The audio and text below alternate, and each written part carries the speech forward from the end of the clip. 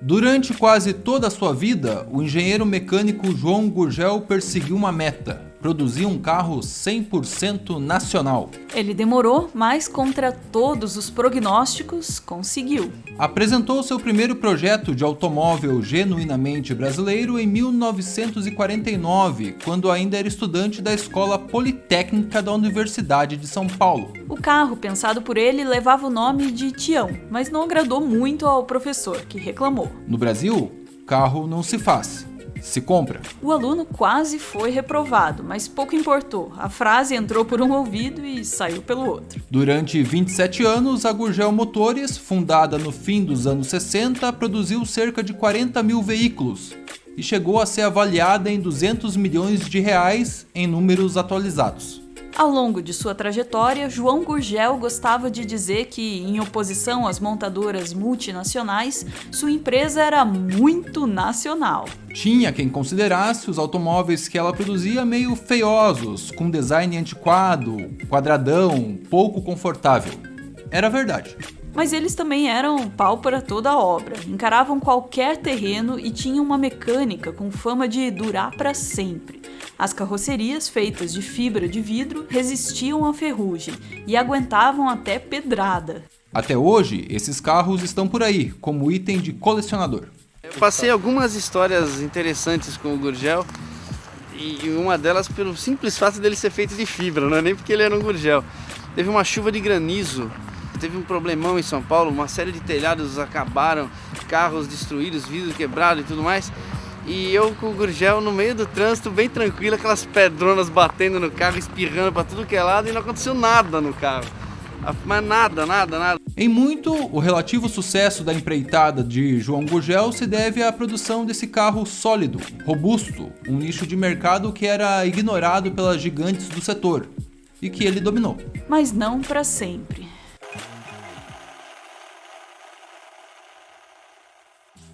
Depois de formado, João Augusto Conrado do Amaral Gurgel passou 4 anos estagiando nos Estados Unidos, na General Motors e na Buick Motors. De volta ao Brasil, trabalhou algum tempo em filiais brasileiras de multinacionais antes de abrir o próprio negócio. Com $10 mil no bolso e alguns sócios, ele se demitiu da Ford e começou a produzir autopeças e desenvolver carrocerias. Com o lucro, montava karts de competição.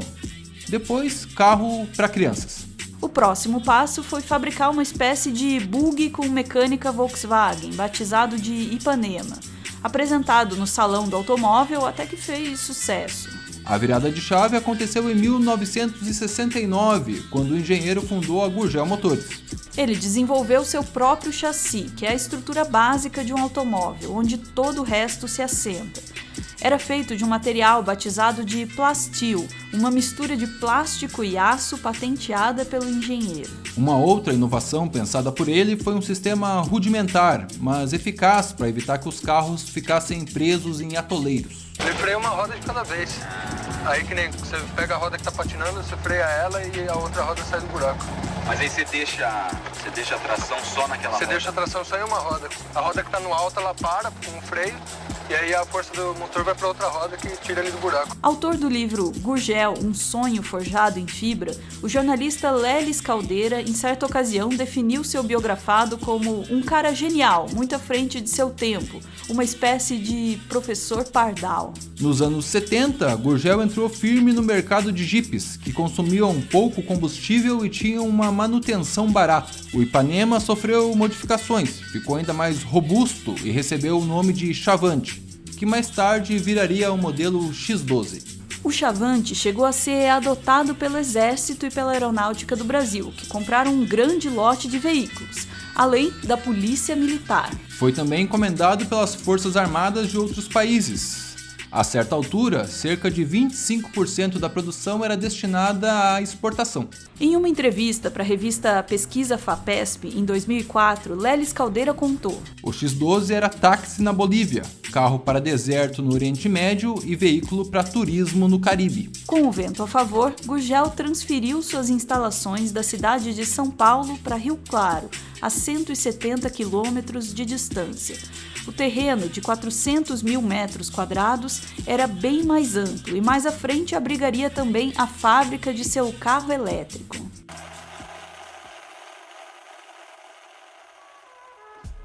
No Salão do Automóvel de 1974, o Gurgel apresentou o protótipo do Itaipu, um microcarro de 2 lugares movido a eletricidade.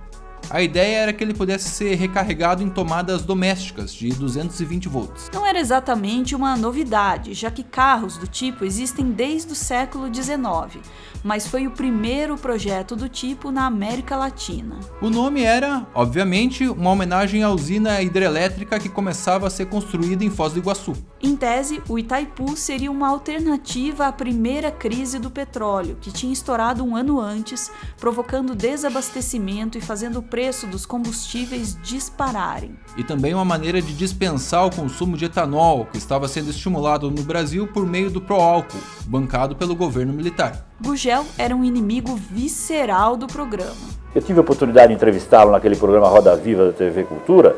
Eu me lembro muito bem que no primeiro, o programa é dividido em 2 partes, tinha apenas um intervalo na época. No primeiro bloco, nós não tocamos no assunto pró-álcool, só falamos de outras coisas. Quando entrou o intervalo, ele falou: pô, vocês não vão me perguntar do pró-álcool? Quero falar do pró-álcool, quero meter o pau no pró-álcool. Quer dizer, o desejo dele era provocar essa polêmica, porque o pró-álcool era uma coisa bem valorizada na época, e a posição dele era a seguinte: nós estamos usando as terras nobres do nosso Brasil, quer dizer, o interior de São Paulo, por exemplo, para plantar comida para o carro, e deixando de plantar comida para o homem. A previsão era que o Itaipu começasse a ser produzido em série ainda em 1975, mas a verdade é que o projeto tinha problemas que ainda hoje não foram resolvidos pelos fabricantes de carros elétricos. Do seu peso total de 460 quilos, 320 diziam respeito só às baterias.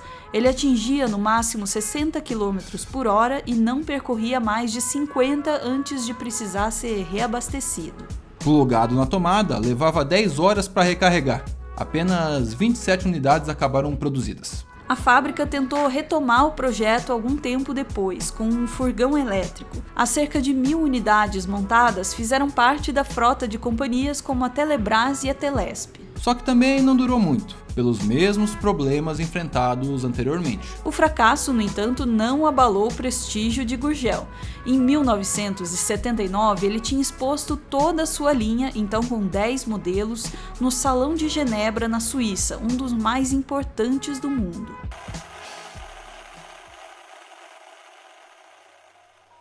Em 1986, o Fusca da Volkswagen deixou de ser fabricado no Brasil.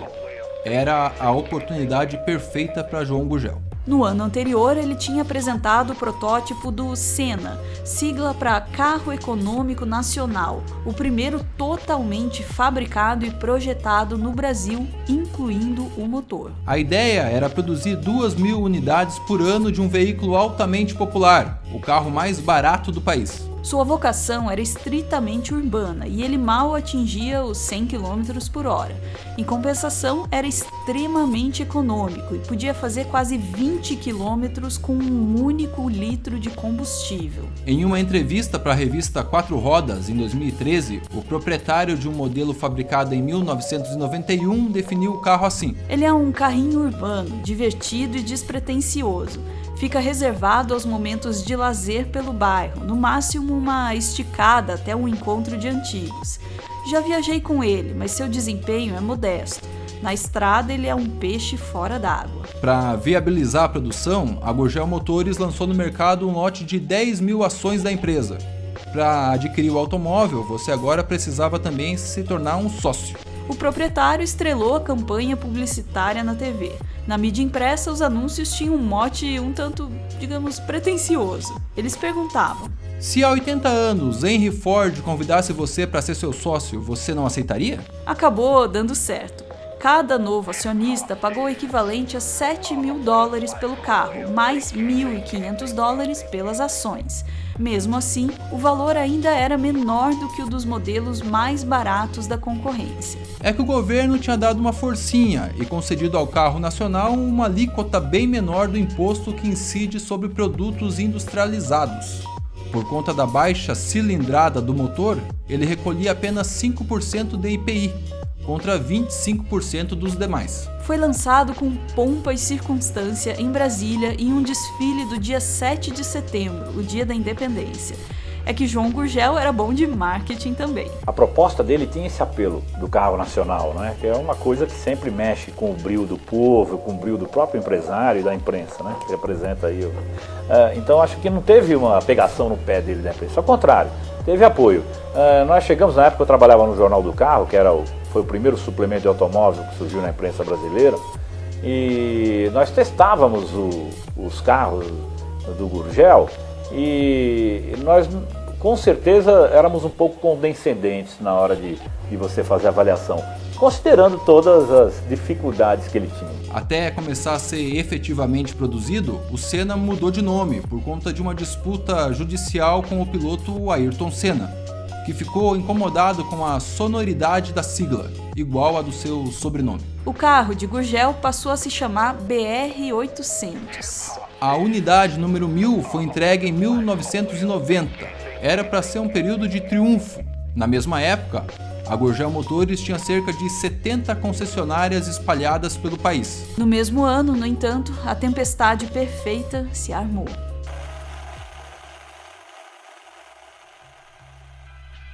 João Gurgel detestava ser chamado de sonhador e chamavam ele disso com frequência. O engenheiro devolvia. Só mesmo no Brasil, um homem que já produziu mais de 40 mil carros é considerado um sonhador. Em 1990, no entanto, aquilo que ele achou que era sólido começou a ruir. O então presidente Fernando Collor isentou de IPI todos os carros 1.0 e com isso logo surgiram no mercado opções de baixo custo melhores do que o BR-800, como o Fiat Uno Mille. Com a abertura das importações, opções como o famoso Jeep russo Lada Niva entraram no Brasil e custando menos. Para fechar, uma fábrica da Gurgel que seria instalada em Fortaleza não saiu do papel. Os governos do Ceará e de São Paulo teriam se negado a cumprir um protocolo de intenções assinado algum tempo antes. A Gurgel Motores pediu concordata em 1993, fechou as portas em 1994 e faliu de vez em 1996, acumulando dívidas, inclusive trabalhistas, que só foram saldadas uma década depois, quando tudo foi a leilão. A propósito, João Gurgel nunca foi um amigo dos sindicatos. De temperamento rude, há relatos de que ele chegou a partir para o confronto físico com representantes de seus funcionários durante as negociações salariais. Ele morreu em 2009, aos 82 anos, completamente consumido pelo mal de Alzheimer. A essa altura, não se lembrava mais de nada.